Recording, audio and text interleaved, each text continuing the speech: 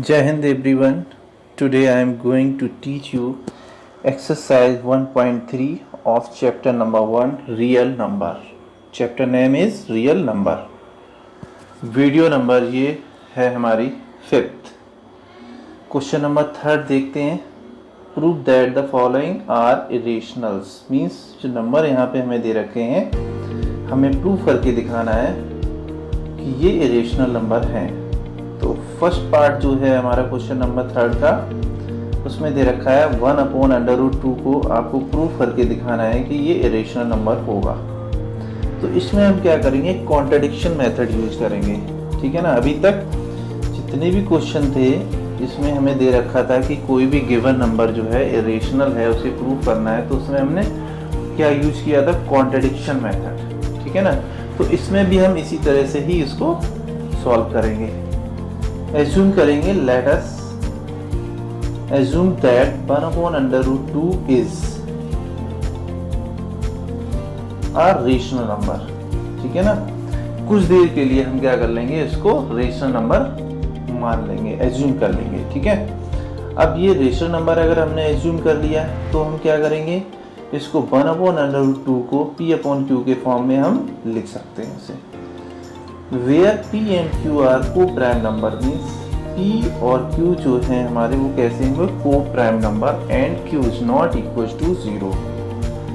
इससे पहले की वीडियो में हम आपको बता चुके हैं co-prime numbers क्या होते हैं. Those number which has common factor 1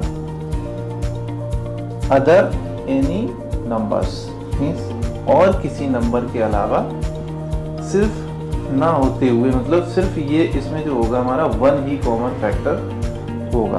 other than 1 से मतलब ये है कि और कोई सा नंबर नहीं होगा 1 को छोड़कर, सिर्फ 1 ही उसका कॉमन फैक्टर होगा. ठीक है. अब इसके बाद हम क्या करेंगे, इस कंडीशन में अगर हमारे पास क्वेश्चन दे रखा होता है जैसे 1/√2 लिखा हुआ है और उसके डिनोमिनेटर में क्या है हमारा इरेशनल नंबर है, तो इसको रेशनलाइज करते हैं. और रेशनलाइज करने के लिए हम क्या करते हैं, जो डिनोमिनेटर में होता है उससे हम क्या करेंगे, न्यूमरेटर और डिनोमिनेटर में दोनों में मल्टीप्लाई करेंगे. वही हमने यहाँ पर किया. ठीक है ना. फिर इक्वल्स टू जो है हमारा 1/P, तो उसको हमने यहाँ पर उसके इक्वल में लिख दिया. फिर हमने रेशनलाइज किया तो √2 × 1 जो है हमारा वो क्या हो जाएगा, √2 ही आएगा. और √2 × √2 तो अंडर हमारा फिनिश हो जाएगा और सिर्फ यहाँ पे बचेगा हमारा 2 रहेगा. ठीक है. और इक्वल्स टू P/Q हमारा चलेगा ही चलेगा. फिर हमने क्या कर लिया, यहाँ पर 2 जो है क्रॉस मल्टीप्लिकेशन में P/Q के साथ चला गया और √2 है हमारा वो इधर ही रह गया लेफ्ट हैंड साइड में. तो अब जो हमारे पास कंडीशन आ गई है वो क्या आ गई है, √2 = 2P/Q. ठीक है ना. अब 2 और P और अपॉन में Q है हमारा, तो ये जो है हमारा क्या हो जाएगा, रेशनल नंबर हो जाएगा. किसके लिए, P और Q में जो है कोई भी अगर इंटीजर नंबर रखते हैं, कोई सा भी आप इंटीजर नंबर ले लो, और उसके बाद जब हम यहाँ पर इसको कैलकुलेट करेंगे तो हमारा रेशनल नंबर ही आएगा. और ये जो है हमारा किसके इक्वल है, √2 के इक्वल है. तो इसका मीन्स ये भी हमारा रेशनल हो जाएगा. लेकिन इससे पहले हम आपको बता चुके हैं कि कोई भी नंबर अगर रूट के अंदर है और वो क्या है, परफेक्ट स्क्वायर नहीं है किसी नंबर का, तो वो क्या होगा, हमारा इरेशनल होगा. लेकिन यहाँ जो हमने अभी प्रूव किया 2P/Q रेशनल, यहाँ पर P और Q क्या थे, कोई भी इंटीजर नंबर थे हमारे. ठीक है ना. और यहाँ पर जो 2P/Q है वो हमारा √2 के बराबर है, तो इसका मतलब √2 भी रेशनल हो जाएगा हमारा. ठीक है ना. तो अब यहाँ पर इससे पहले हम जो आपको बता चुके हैं कि √2 जो है वो क्या है, एक रेशनल नंबर है, ठीक है ना। तो ये क्या करेगा, कॉन्ट्रडिक्ट करेगा, मीन्स चैलेंज करेगा, उस चीज को गलत साबित कर देगा जो हम पढ़ चुके हैं। क्या, but this contradict the fact that √2 is an irrational number. ये उस बात को क्या कर देगा, रिजेक्ट करेगा, ठीक है ना। और ऐसा कभी पॉसिबल हो नहीं सकता है कि जो चीज ट्रू है, ठीक है ना, वो उसको हम क्या कर सकते हैं, गलत नहीं साबित कर सकते हैं। तो यहाँ पर हम लिख देंगे सो अवर एजम्पशन, मीन्स जो हमने एज्यूम कर रखा है क्या, कि 1/√2 क्या है, एक रेशनल नंबर है, वो क्या है हमारा, गलत है, इज रॉन्ग। हेंस यहाँ पर क्या हो जाएगा, 1/√2 इज एन इरेशनल नंबर, ये हमारा क्या हो जाएगा, एक इरेशनल नंबर होगा, ठीक है ना। तो इस तरह के क्वेश्चनों में हम कॉन्ट्रडिक्शन मेथड ही यूज करेंगे। देखो और भी यहाँ पे दे रखा है 7/5, इसको भी हमें क्या पता करके दिखाना है, इज एन इरेशनल नंबर। तो कुछ देर के लिए हम क्या करेंगे, इसको रेशनल मान लेंगे, वही हमने यहाँ पर सॉल्यूशन में देखो करके दिखाया है। क्या, let us assume that 7/5 is a rational number, ठीक है। इसके बाद जब अगर इसको हमने रेशनल मान लिया तो क्या करेंगे, इसको P/Q के फॉर्म में लिख सकते हैं, ठीक है ना। और यहाँ पर P और Q क्या है, हमारे कोप्राइम नंबर है, ठीक है, कोप्राइम नंबर है। और इसके बाद यहाँ पर हमने क्या किया, P/7Q जो है हमारा, वो क्या हो जाएगा, रेशनल हो जाएगा। P और Q जो है यहाँ पर हमारा क्या है, कोई इंटीजर वैल्यू हम ले सकते हैं, P में कोई भी इंटीजर वैल्यू ले लो और Q में ले लो। उसके बाद जब हम सोल्यूशन करेंगे तो वो हमारा रेशनल आएगा। और इसके बेसिस पे, क्योंकि यहाँ पर जो ये है हमारा P/7Q वो है, वो क्या है, √5 के बराबर है, तो उसका मीन्स √5 भी हमारा क्या हो जाएगा, एक रेशनल हो जाएगा। फिर इस तरह से हम लिख देंगे क्या, what this contradicts the fact that √5 जो हम पहले से ही आपको बता चुके हैं, √5 इज एन इरेशनल नंबर, एक इरेशनल नंबर होता है। ये उस चीज़ को क्या करेगा, चुनौती देगा या फिर उसको रिजेक्ट कर देगा, ठीक है ना। और ऐसा क्यों हो रहा है, क्योंकि हमने उसको गलत एज्यूम कर रखा है। सो हम यहाँ पे लिखेंगे सो अवर एजम्पशन इज रॉन्ग, मीन्स हमने जो एज्यूम कर रखा है वो क्या है, गलत है, ठीक है ना। फिर आगे हमें क्या, यहाँ पे स्टेटमेंट हम लिख देंगे hence 7/5 is an irrational number, ठीक है ना, क्योंकि हम उसको क्या कर सके, रेशनल प्रूफ नहीं कर पाए, तो इसका मीन्स क्या होगा, इरेशनल होगा हमारा, ठीक है ना। इसी तरह से देखो 6+√2 दे रखा है, तो इसमें भी लेट अस अज्यूम दैट, पहले हम उसी तरह से अज्यूम कर लेंगे कुछ देर के लिए, क्या है हमारा, ये रेशनल है, ठीक है ना। फिर हम इसको क्या P/Q के फॉर्म में लिख सकते हैं। P और Q क्या है, को प्राइम नंबर है हमारे यहाँ पर, and Q is not equal to 0, Q की वैल्यू 0 नहीं हो सकती है यहाँ पर, ठीक है। फिर यहाँ पर हमने लिख लिया ये 6+√2 जो है इक्वल टू P/Q, तो यहाँ पर हमने 6 जो ले गए राइट हैंड साइड में, तो इधर हमारा ये माइनस का हो गया, ठीक है ना। अब इसके बाद एलसीएम लिया तो हमारा आ गया P, यहाँ पर P-6Q/Q, ठीक है ना। और ये सब आ गया हमारा किसके बराबर, √2 के बराबर, ठीक है ना। और ये यहाँ पर देखें P-6Q/Q जो है वो क्या है, रेशनल नंबर के बराबर है हमारा, ठीक है ना। ये जो होगा रेशनल नंबर के बराबर होगा, क्योंकि P और Q में कोई भी इंटीजर नंबर हम यहाँ पर वैल्यू पुट करके देखेंगे तो हमारा रेशनल ही आएगा। और ये जो दे रखा है P-6Q/Q किसके बराबर, जो ऊपर मैं बता चुका हूँ आप, √2 के बराबर, तो √2 भी हमारा रेशनल हो जाएगा। फिर हम इसी तरह से यहाँ पे लिख देंगे but this contradict the fact that √2 is an irrational number, ठीक है ना। So our assumption is wrong, इसलिए हमने जो एज्यूम कर रखा है वो गलत है। Hence 6+√2 is an irrational number. इस तरह से ये क्या हो जाएगा, हमारा इरेशनल नंबर हो जाएगा, ठीक है। अब यहाँ पर आपको जो है प्रूफ करके दिखाना है, इसी तरह से ही क्वेश्चन है हमारे पास।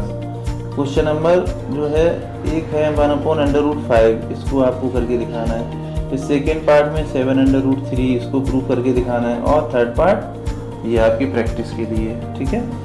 अब देखते हैं यहाँ पर एक्सरसाइज 1.4। तो 1.4 अब स्टार्ट करते हैं हम एक्सरसाइज। तो इसमें देखिए क्या है, जो क्वेश्चन नंबर 1 दे रखा है वो दे रखा है without actually performing the long division, means divide करके निम्न दिखाना है आपको, ठीक है ना।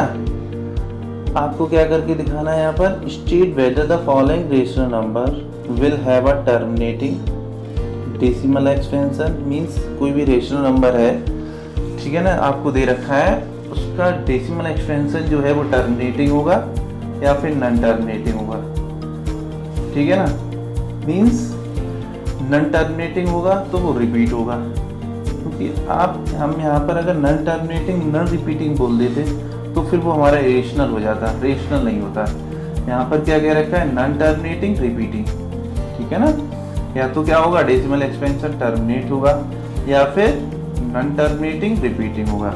तो आप ये चीज़ कैसे पता करेंगे वो देखते हैं, यहाँ पर इसका सॉल्यूशन बताते हैं। देखो क्वेश्चन दे रखे हैं यहाँ पे फर्स्ट पार्ट दे रखा है 13/3125, सेकेंड दे रखा है 17/8 और थर्ड दे रखा है 64/455। इस तरह से यहाँ पे जो है हमें दे रखे हैं 10 मीन्स 10 पार्ट दे रखे हैं क्वेश्चन नंबर 1 के। अब इनका हमें सॉल्यूशन करना है, तो देखो हम कैसे करेंगे इसका सॉल्यूशन। सबसे पहले मैंने आपको कंडीशन जो है मतलब पहले से ही क्लियर कर दी है कि फर्स्ट पार्ट में टर्मिनेटिंग डेसिमल अगर है, ठीक है ना, टर्मिनेटिंग डेसिमल एक्सपेंशन है तो रिमाइंडर जो आएगा वो क्या आएगा, 0 आएगा। और नॉन टर्मिनेटिंग के लिए अगर नॉन टर्मिनेटिंग रिपीटिंग है तो उस केस में क्या होगा, जैसे हमने एक एग्जांपल लेके आपको बताया, यहाँ पे 10/3 है, तो अगर हम 3 से 10 को डिवाइड करेंगे तो किस तरह से आएगा हमारा 3.3333 ऐसे इनफाइनाइट तक ये रिपीट होगा हमारा, ठीक है ना। तो इसको हम क्या बोलेंगे, नॉन टर्मिनेटिंग, मतलब टर्मिनेट नहीं हो रहा है, रिमाइंडर 0 नहीं आ रहा है, और यहाँ पे क्या हो रहा है, रिपीट हो रहा है, बार बार नंबर जो है ना 3333 रिपीट हो रहा है। इस तरह से हम कई बार मीन्स इनफाइनाइट तक डिवाइड करते चले जाएंगे, तो कोई ऐसा फिक्स नहीं है। तो इस तरह के क्वेश्चनों को लिखने का जो तरीका होता है वो क्या होता है, 3.3 और उस पर बार लगा देते हैं। बार जो होता है किसी नंबर के ऊपर वो रिप्रेजेंट करता है कि वो नंबर जो है infinite number of times repeat हो रहा है, ठीक है ना। अब टर्मिनेट के लिए तो देखो यहाँ पे जैसे 10/2 दे रखा है, तो उसको डिवाइड करेंगे तो 5, ठीक है ना। अब 5 मीन्स रिमाइंडर कितना होगा, 0, तो इसका मीन्स रिमाइंडर अगर 0 आ गया तो वो क्या था, टर्मिनेट हो जाएगा। इसी तरह से 17/8, एक ये भी एग्जाम्पल करके मैंने आपको दिखाया है।